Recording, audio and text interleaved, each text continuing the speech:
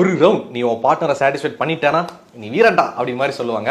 ஆனால் நம்மளால முடியாது. ஏன் அப்படின்னா இந்த வாழ்வியல் முறைகள் எடுத்துக்கிற உணவாகட்டும், நிறைய பிரச்சனை, ஸ்ட்ரெஸ், இதனால நம்ம பார்ட்னரை சாட்டிஸ்ஃபைட் பண்ணவே முடியாது. இதெல்லாம் ஒரு பிரச்சனையா அப்படி சொல்லிட்டு கேட்கலாம்.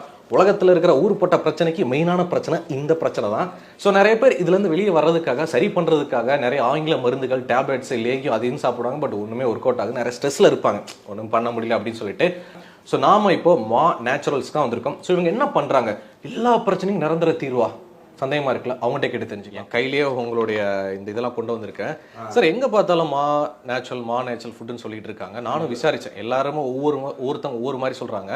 மா நேச்சுரல், நீங்க யாரு சார்? நீங்க என்னதான் பண்றீங்க? நம்ம பேர் ஷேக் மீரான். மா நேச்சுரல் சொல்லி ஒரு குடிசை தொழிலாக 2020 ஆரம்பித்த ஒரு கம்பெனி தான் இது. இன்றைக்கி கிட்டத்தட்ட பார்த்தீங்கன்னா ஒரு 13 நாடுகளில், அப்புறம் தமிழ்நாடு, மும்பை, கேரளா, ஆந்திரா, இது போக பல இடங்களில் கால் பதிச்ச ஒரு ப்ராடக்டாக மாறிடுச்சு. அதாவது இன்றைக்கி ஒரு பெரிய பிரச்சனையாக இருக்கக்கூடிய ஒரு விஷயத்துக்கு ஒரு சொல்யூஷனாக நாங்கள் இறங்கியிருக்கோம்.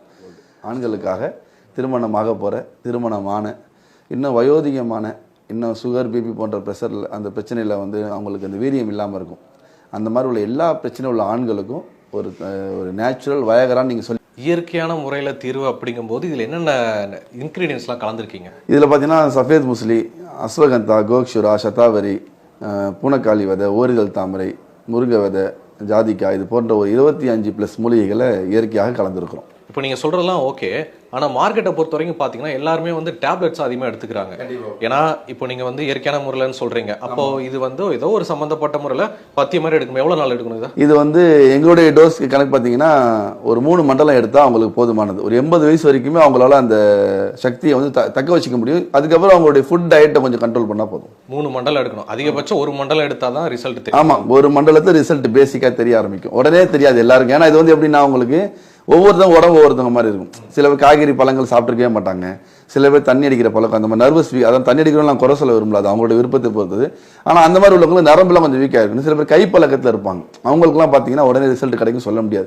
ஆனால் 2 days 3 daysல சிங்கிள் முதல் நாளே தெரிஞ்சவங்களாம் இருக்கிறாங்க. உடம்பு ஆரோக்கியமாக இருக்கிறவங்க.